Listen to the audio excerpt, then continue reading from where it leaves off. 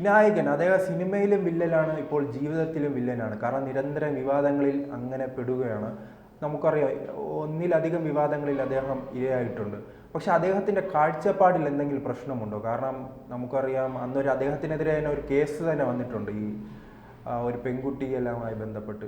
എന്തുകൊണ്ടായിരിക്കും ഈ നടന്മാർ തങ്ങളുടെ ഈ സമൂഹത്തിൽ മാതൃകയാകേണ്ട ആ ചുമതലയിൽ നിന്നും ഒഴിഞ്ഞു മാറുന്നത്? തീർച്ചയായും അതിൽ തോന്നിയിട്ടുണ്ട്. നടന്മാരെന്ന് പറയുമ്പോൾ ഇതിൽ ഇപ്പോൾ ഒരു സാംസ്കാരിക കേരളത്തിലെ ഏറ്റവും ഒരു മികച്ച നടൻ ഇന്നൊരു പൊതുശല്യമായിട്ട് ആരെങ്കിലും മാറിയിട്ടുണ്ടോ എന്ന് ചോദിച്ചു കഴിഞ്ഞാൽ നമുക്ക് കാണിച്ചു കൊടുക്കാൻ പറ്റുന്ന ഗ്രേറ്റസ്റ്റ് എക്സാമ്പിൾ എന്ന് പറഞ്ഞു കഴിഞ്ഞാൽ വിനായകനാണ്. മികച്ച നടനാണ്, സംസ്ഥാന അവാർഡ് ജേതാവാണ്. എനിക്ക് അദ്ദേഹത്തിൻ്റെ കമ്മട്ടിപ്പാടമൊക്കെ ഇറങ്ങിക്കഴിഞ്ഞപ്പോൾ ഭയങ്കര ഇഷ്ടം നമുക്ക് തോന്നിയൊരു വളരെ എന്താ പറയുക, അത്രയും ടാലൻറ്റഡ് ആയിട്ടുള്ള ഒരു ഗിഫ്റ്റഡ് ആയിട്ടുള്ള ഒരു ആക്ടറാണ്. പക്ഷേ അദ്ദേഹത്തിന് കിട്ടിയിട്ടുള്ള ആ ഒരു ടാലൻറ്റ്, ആ ഒരു നടന മികവ് സത്യം പറഞ്ഞാൽ അത് വളരെ പോസിറ്റീവ് അല്ലാതെ ഏറ്റവും മോശം രീതിയിൽ അദ്ദേഹം കാണിച്ച് ഡെപിക്റ്റ് ചെയ്ത് ഇന്ന് സമൂഹത്തിൻ്റെ മുന്നിൽ ഒരു കോമാളിയായിട്ട് മാറി നിൽക്കുവാണ് അദ്ദേഹം എന്ന് കാണുമ്പോൾ വിഷമമുണ്ട്. അതിൽ 2-3 കാര്യങ്ങളുണ്ട്. കാരണം ആദ്യം തന്നെ വിനായകൻ എന്ന് പറഞ്ഞപ്പോൾ, വിനായകനെതിരെ ഒരു പ്രശ്നം വന്നപ്പോൾ ഇവിടെ ആദ്യം നോക്കിയത് വിനായകൻ്റെ ജാതി വെച്ച് നമുക്കറിയാം. വിനായകൻ്റെ ജാതി അല്ലെങ്കിൽ വിനായകൻ ജാതിയാണോ നിങ്ങൾക്ക് പ്രശ്നം, അല്ലെങ്കിൽ വിനായകൻ്റെ നിറമാണോ നിങ്ങൾക്ക് പ്രശ്നം എന്നുള്ള രീതിയിൽ വിനായകൻ കാണിക്കാറുള്ള എല്ലാ തോന്നിയാസത്തിനെയും നോർമലൈസ് ചെയ്ത് പോകുന്ന ഒരു നറേഷൻ ഇവിടെ ഉണ്ടായിട്ടുണ്ട് അല്ലേ? അതൊരു പക്ഷേ ഇവിടുത്തെ ഇടത് ആക്ടിവിസ്റ്റുകൾ തുടങ്ങി വെച്ചതായിരിക്കാം. ആ ഒരു നോർമലൈസ് ചെയ്യുന്ന ഒരു ഇത് കിട്ടിക്കഴിഞ്ഞപ്പോൾ എന്തു തോന്നി? ഒപ്പം തന്നെ വിനായകൻ്റെ രാഷ്ട്രീയം, തുടക്കത്തിലുള്ള രാഷ്ട്രീയം നമുക്കറിയാം, ഇടതോരം ചേർന്ന് നടക്കുന്ന. ഇപ്പോൾ കേരളത്തിൽ പലപ്പോഴും എനിക്ക് തോന്നിയിട്ടുള്ള ഒരു കാര്യം, ഇടതോരം ചേർന്ന് നടക്കുന്നവർക്ക് കുറേ പ്രിവിലേജസ് ഉണ്ട്. അവരെന്ത് വൃത്തികേട് കാണിച്ചു കഴിഞ്ഞാലും, ഇപ്പോൾ വിനായകനെ നോക്കിക്കഴിയുമ്പോൾ വിനായകൻ കാണിക്കുന്ന ഏത് വൃത്തികേടായിക്കോട്ടെ അതിനെ അവിടെ ഇത് ശരിയല്ല എന്ന് പറഞ്ഞ് മനസ്സിലാക്കി കൊടുക്കുന്നതിന് പകരം, അല്ല പൊതുസമൂഹം ഇത് വിനായകനെതിരെ കുറ്റപ്പെടുത്തുന്നത് വിനായകൻ ദളിതനായതുകൊണ്ടാണ്, അല്ലെങ്കിൽ വിനായകൻ കറുത്തതാണ് എന്നുള്ള ഒരു നറേറ്റീവ് ഇവിടെ സെറ്റ് ചെയ്തിട്ടുണ്ട്. അതൊന്നുമല്ല. വിനായകന് മുമ്പ് മികച്ച ദളിത് നടന്മാരുണ്ടായിട്ടില്ലേ? കേരളം ഏത് രീതിയിലാണ് അവരെ കണ്ടിട്ടുള്ളത്? കലാഭവൻ മണി ഏറ്റവും വലിയൊരു എക്സാമ്പിളാണ് അല്ലേ അദ്ദേഹം.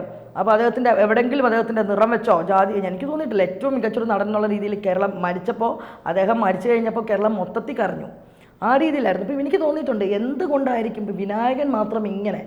വിനായകൻ ഒരു ജയിലർ സിനിമയാണെന്ന് തോന്നുന്നു, വർമ്മൻ എന്ന് പറഞ്ഞ ക്യാരക്ടറല്ലേ, അന്ന് ആ സിനിമ ഇറങ്ങിക്കഴിഞ്ഞപ്പോൾ കുറേ നെറേറ്റീവ്സ് ഉണ്ട്. രജനീകാന്തിനപ്പുറം പ്രതിഷ്ഠിച്ച് കാണിച്ചിട്ട് വിനായകൻ കാണിച്ചു എന്ന് പറഞ്ഞുള്ള രീതിയിലുള്ള നെറേറ്റ് ഓക്കെ ആയിക്കോട്ടെ, അദ്ദേഹം അഭിനയിച്ചോട്ടെ. പക്ഷേ ഈ വിനായകൻ ഉണ്ടാക്കി വെച്ചിട്ടുള്ള തലവേദനകൾ അത് മറ്റേത് സെലിബ്രിറ്റി കേരളത്തിൽ ഉണ്ടാക്കിയിട്ടുണ്ട്? ആരും ഉണ്ടാക്കിയിട്ടില്ല. ഈ ഒരു വിഷയം വന്നപ്പോൾ പോലും ഞാൻ കണ്ടത് അതിന് കുറ്റപ്പെടുത്തുന്നതിന് പകരം, കാരണം ആ ബാൽക്കണിയിൽ നിന്ന് അദ്ദേഹം നഗ്നത കാണിക്കുവാണ് അല്ലേ, പരസ്യമായിട്ടുള്ള നഗ്നത കാണിക്കുവാണ്. നാഗസന്യാസിമാരുടെ നഗ്നത കണ്ട് ലജ്ജ തോന്നിയ കേരളത്തിൽ ഒരു സെലിബ്രിറ്റി നടൻ പരസ്യമായിട്ട് ബാൽക്കണിയിൽ നിന്ന് കാണിച്ച ആ നഗ്നത കണ്ടിട്ട് ലജ്ജ തോന്നുന്നില്ല എന്നുള്ള കാര്യം കൂടെ നമ്മൾ ഇവിടെ പറയണം. അപ്പോൾ അപ്പോൾ കണ്ടപ്പോൾ വേദിയിലിരുന്ന് മോഹൻലാലോ ആരോ ഉള്ളൊരു ആംഗ്യം വെച്ചിട്ട് താരതമ്യം ചെയ്ത് വേറെ രീതിയിലേക്ക് കൊണ്ടുപോകുന്നുണ്ട്. നോക്കണേ, ഇവരെന്ത് കാര്യം വന്നു കഴിഞ്ഞാലും അങ്ങനെയാണ്. അദ്ദേഹത്തിനെ ന്യായീകരിക്കാൻ വേണ്ടി ഏതറ്റം വരെയും കൊണ്ടുപോകും. ശരിക്കും വിനായകനെതിരെ ഒരു പീഡന പരാതി കൊടുത്തിട്ടുള്ളതും ഒരു ദളിത് ആക്ടിവിസ്റ്റാണ് തുടക്കത്തിലല്ലേ, ഒരു പരാതി എന്നുള്ള രീതിയിൽ. അതാണ് ആദ്യത്തെ വാർത്ത. പിന്നീട് എനിക്ക് തോന്നുന്നു രണ്ടാമത് വിനായകൻ്റെ ഏറ്റവും വളരെ മോശം വശം നമ്മൾ കാണുന്ന ഒരുത്തി എന്ന് പറഞ്ഞ സിനിമയായിട്ട് ബന്ധപ്പെട്ടുള്ള പ്രൊമോഷന് ഒരു പത്രപ്രവർത്തകയോട് പറഞ്ഞുള്ള രീതി. അന്നും പലരും എന്താണ് വിനായകനെ കുറ്റപ്പെടുത്തും. അല്ല, അദ്ദേഹത്തിന് കിട്ടുന്ന ഈ അമിത സപ്പോർട്ടാണ് അദ്ദേഹത്തിന് വീണ്ടും ഇത്തരം പ്രവർത്തികൾ ചെയ്യാൻ ഒരു പ്രചോദനമാകുന്നത്. തീർച്ചയായും പെൺകുട്ടികൾ ഉൾപ്പെടെ ഇത്രയും മോശമായ, അന്ന് പബ്ലിക് വേദിയിലായിരുന്നു ഒരു മാധ്യമ പ്രവർത്തകയെ അപമാനിക്കുന്ന സാഹചര്യം. മറ്റൊരാളായിരുന്നെങ്കിൽ എന്തായിരിക്കുമായിരുന്നു സ്ഥിതി? തിരിച്ചൊന്ന് ആലോചിച്ച് നോക്കൂ. അവിടെ അത് മറ്റൊരാളായിരുന്നു. ഒന്നും വേണ്ട, നമ്മളിപ്പോൾ എടുക്കാം ഏറ്റവും വലിയ ഈസി വേ ഓഫ് ഇതെന്ന് പറയുമ്പോൾ ഉണ്ണിമൂതനാണല്ലോ എല്ലാ രീതിയിലും. അത് ഒന്ന് ഉണ്ണിയിൽ നിന്നായിരുന്നെങ്കിൽ ഉള്ളൊരു അവസ്ഥ ആലോചിച്ച് നോക്കൂ അല്ലേ. അപ്പോൾ തീർച്ചയായും നമുക്ക് അതും കൂടെ പറയണം. കാരണം ഈ കേരളത്തിൽ ഏറ്റവും കൂടുതൽ രാഷ്ട്രീയത്തിൻ്റെ പേരിൽ അല്ലെങ്കിൽ ഉണ്ണിയുടെ ഒരു വിശ്വാസത്തിൻ്റെ പേരിൽ ഏറ്റവും കൂടുതൽ ടാർണിഷ് ചെയ്യപ്പെട്ടുള്ളൊരു യുവനടൻ എന്ന് പറയുമ്പം ഉണ്ണിമൂന്തനാണ്. അതുകൊണ്ടാണ് ഞാനത് എടുത്ത് വീണ്ടും ആ ഉണ്ണിമൂന്തൻ്റെ പേര് പറയുന്നത്. അപ്പം ആ ഒരു സംഭവം കഴിഞ്ഞു. ഒരുത്തിയുടെ പ്രൊമോഷൻ്റെ ഏറ്റവും വളരെ മ്ലേച്ഛമായിട്ടുള്ള, ആരും അതിനെതിരെ പ്രതികരിച്ചില്ല. സ്ത്രീപക്ഷവാദികൾക്കൊന്നും ഒന്നും പറയാനില്ലായിരുന്നു. നമ്മൾ അറിഞ്ഞു അവിടെയും ന്യായീകരണം. പിന്നീട് ഇതേ വിനായകൻ സ്വന്തം ഭാര്യ വിനായകനെതിരെ കേസ് കൊടുത്തു നമ്മൾ കണ്ടിട്ടുണ്ട് അല്ലേ. പോലീസ് സ്റ്റേഷനിൽ നിൽക്കണ വിനായകനെ നമ്മൾ കണ്ടു. അന്നും ഇതുപോലെ ഫ്ലാറ്റിൽ നിന്നിട്ട് ഭയങ്കര തെറിവിളിയും ബഹളവും, ഭാര്യയായിരുന്നു കേസ് കൊടുത്തത്. ആലോചിച്ച് നോക്കണം, വിനായകൻ്റെ ബ്രാഹ്മണനായിട്ടുള്ള ഭാര്യയല്ല, വിനായകൻ്റെ സ്വന്തം സമുദായത്തിലുള്ള ഭാര്യ. അന്നും വിനായകൻ്റെ ജാതിയായിരുന്നു ഹൈലൈറ്റ് ചെയ്യപ്പെട്ടത്. അത് കഴിഞ്ഞ് ഹൈദരാബാദ് എയർപോർട്ടിലെ പ്രശ്നം നമ്മൾ കണ്ടു.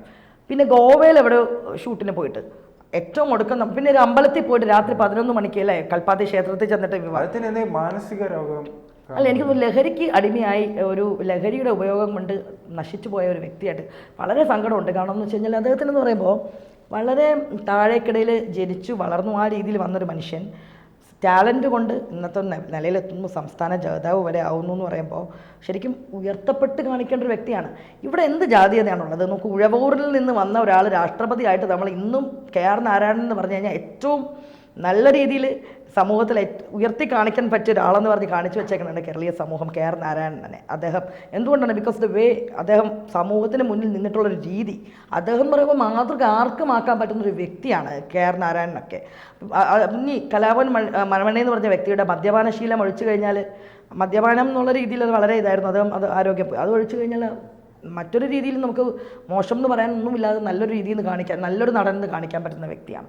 ഇവർക്ക് എന്താണ്, വിനായകൻ എന്ത് ചെയ്തു കഴിഞ്ഞാലും ജാതി, ഇവിടെ ജാതീയത കൊണ്ടുവരണം, അല്ലെങ്കിൽ വിനായകൻ്റെ നിറം കൊണ്ടുവരണം എന്നുള്ള രീതിയിൽ ഒരു നോർമലൈസ് ചെയ്ത് കഴിഞ്ഞ് ശരിക്കും സത്യം പറഞ്ഞാൽ അദ്ദേഹത്തിൻ്റെ ബിഹേവിയറൽ ആ ഒരു ഇത് മാനറിസംസിന് വേണ്ട ട്രീറ്റ്മെൻറ്റോ അതൊന്നും കൊടുക്കാതെ ശരിയാക്കണതിന് പകരം കൂടുതൽ സപ്പോർട്ട് കൊടുത്ത് ഒരു മനുഷ്യനെ എത്രത്തോളം മോശമാക്കാം എന്നുള്ള രീതിയിലാക്കി ഇന്ന് വിനായകൻ ശരിക്കും പറഞ്ഞാൽ അദ്ദേഹത്തിൻ്റെ ഒരു ക്യാരക്ടർ വെച്ച് നോക്കണമെങ്കിലും ഡെപിക്റ്റ് ചെയ്യുന്ന, ഇനി എനിക്ക് തോന്നുന്നില്ല ഈ രീതിയിൽ മുന്നോട്ട് പോവുകയാണെങ്കിൽ അദ്ദേഹത്തിന് സിനിമയിൽ പലർക്കും ഭയമായി തുടങ്ങിയിട്ടുണ്ടാവും ഇങ്ങനെ ഒരാളെ വെച്ചിട്ട് കാസ്റ്റ് ചെയ്യാൻ.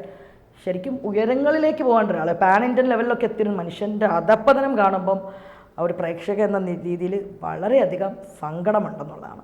ഇനിയും അദ്ദേഹത്തിന് സമയമുണ്ടല്ലോ, എപ്പോഴും തെറ്റിപ്പോഴും മാപ്പ് ഇതാണ് വീണ്ടും വീണ്ടും റിപ്പീറ്റഡ്ലി മാപ്പ് പറയുന്നത്, വീണ്ടും അദ്ദേഹം ഇത് കാണിക്കുന്നുണ്ട്, മാപ്പ് പറഞ്ഞിട്ടുണ്ട്. അപ്പോഴും അവിടെ ഒരു ചോദ്യം വരും. നമുക്കറിയാം ബോബി ചെമ്മണ്ണൂർ ചെയ്ത നല്ലതെന്നല്ല പറയുന്നത്, ബോബി ചെമ്മണ്ണൂരിൻ്റെ ഒരു ദ്വയാർത്ഥ പ്രയോഗത്തിന് വേണ്ടി ഘോരഘോരം വാദിച്ചിട്ടുള്ള ഒരു നാടാണ് അല്ലെ. അത് ചെയ്തതുകൊണ്ട് അത് അകത്ത് കിടക്കട്ടെ കുറച്ച് ദിവസം എന്നൊക്കെ പറഞ്ഞ് മറ്റുള്ളവർക്കില്ലാത്ത ഒരാഴ്ച വരെ ജയിലിൻ്റെ അകത്ത് പിടിച്ചിട്ട് ആ രീതിയിൽ ചെയ്തിട്ടുണ്ട്. പക്ഷെ പരസ്യമായിട്ട് പൊതുവേദിയിൽ നഗ്നത അല്ലെങ്കിൽ ഫ്ലാറ്റിൽ നിന്നിട്ട് നഗ്നത കാണിച്ചിട്ടുള്ള അത് ആ ഫ്ലാറ്റിലുള്ളവരുടെ അവസ്ഥ ആലോചിച്ചു. അദ്ദേഹം വിളിക്കുന്ന തെറിവിളി വെച്ചിട്ട് അവിടെ താമസിക്കുന്ന മനുഷ്യർക്കും അവരും മനുഷ്യരല്ലേ, അവർക്കും അവകാശങ്ങളില്ലേ. അപ്പോൾ അതിനെക്കുറിച്ചൊന്നും ആർക്കും ചർച്ചയില്ല. ആ കേരളത്തിൽ വിനായകൻ എന്ത് ചെയ്തു കഴിഞ്ഞാലും വിനായകന് കിട്ടുന്ന സപ്പോർട്ട് കൊണ്ട് ഒരു മനുഷ്യനെ നശിപ്പിക്കാവുന്നതിൻ്റെ പരമാവധി ആക്കി കഴിഞ്ഞു.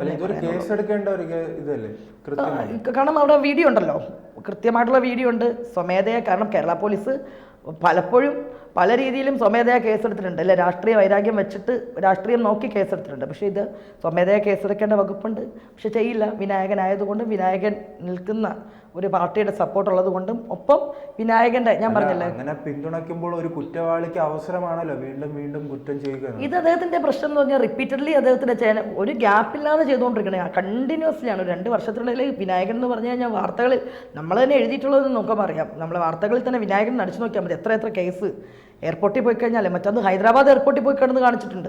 അപ്പോൾ ഇത് റിപ്പീറ്റഡ്ലി ചെയ്തുകൊണ്ടിരിക്കുന്നത് എന്തുകൊണ്ടാണ്? ഇതിന്റെ ഭാഗമായി ഇദ്ദേഹത്തിനെതിരെ സിനിമാ സംഘടനകൾ രംഗത്ത് വരാനുള്ള ആരും ഉണ്ട്, പക്ഷെ ആരും സംസാരിച്ച് കണ്ടിട്ടുമില്ല. അത് വളരെ സങ്കടകരമായിട്ടുള്ളതാണ്. മറ്റൊരു കാര്യമുണ്ട് ശ്രീജിത്ത്, ഇവിടെയും ഈ സിനിമാ സംഘടനകളിലുള്ള ഇപ്പം അമ്മയിലുള്ള മോഹൻലാലോ ആരെങ്കിലും ഒന്നും സംസാരിച്ച് കഴിഞ്ഞാൽ അവിടെയും തലപൊക്കി കൊണ്ടുവരിക എന്തായിരിക്കും?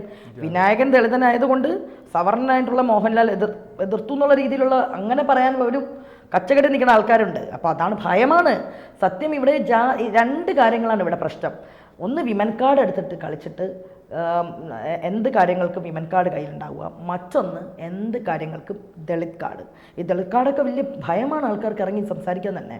ഇവിടെ ദളിതൻ എന്നുള്ള രീതിയിൽ കുറ്റപ്പെടുത്തി എന്ന് പറഞ്ഞു കഴിഞ്ഞാൽ ദളിതന് മാത്രം എല്ലാ രീതിയിലുള്ള മനുഷ്യാവകാശങ്ങളും നേരെ ഉള്ള ആൾക്കില്ലാത്തൊരു അവസ്ഥയിലേക്കാണ് കാര്യങ്ങൾ പൊയ്ക്കൊണ്ടിരിക്കുന്നത്. അപ്പോൾ ഈ ദളിത് വിക്ടിം കാർഡ് എടുത്ത് പൊക്കുന്നത് കൊണ്ട് തന്നെയാണ് ആർക്കും ശബ്ദിക്കാനുള്ള ഭയമുള്ളതാണ്. അത് വളരെ നമ്മൾ പല കാര്യങ്ങളും സമൂഹത്തിൽ കണ്ടുകൊണ്ടിരിക്കുന്ന ഏറ്റവും വലിയൊരു കാര്യമാണത്. ഒരു നായരെ എത്ര വേണമെങ്കിലും അപഹസിച്ചാലും ഒരു പ്രശ്നമില്ല. പക്ഷെ ഒരു ദളിതനെ എന്തെങ്കിലും രീതിയിലൊന്ന് പറഞ്ഞു കഴിഞ്ഞാൽ ഇതേ ആൾക്കാർ തന്നെ പറയും ജാതി വാലിട്ട് നടക്കുന്നു എന്നൊക്കെ പറയും. പക്ഷെ തിരിച്ച് ദളിത് വിക്ടിം കാർഡ് എടുത്ത് വീശുന്നത് പണ്ട് അവരനുഭവിച്ചിട്ടുള്ള പ്രശ്നങ്ങളൊക്കെ പറഞ്ഞിട്ട് ഇന്നും മറ്റൊരു സമൂഹത്തിന് അല്ലെങ്കിൽ മറ്റൊരു ജാതിനെ ക്രൂശിക്കുന്നത് പലപ്പോഴും നമ്മൾ കണ്ടിട്ടുണ്ടല്ലേ.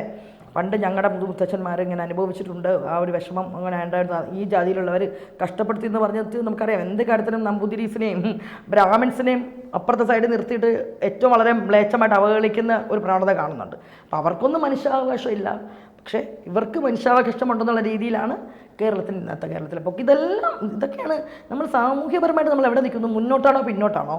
ശരിക്കും പറഞ്ഞാൽ നമ്മൾ എന്നും മുന്നോട്ടല്ല പൊയ്ക്കൊണ്ടിരിക്കണം, നമ്മൾ പിന്നോട്ട് പൊയ്ക്കൊണ്ടിരിക്കുകയാണ് ഇത്തരം ഇരട്ടത്താപ്പ് കാരണം. ഇതാരും മനസ്സിലാക്കുന്നില്ല.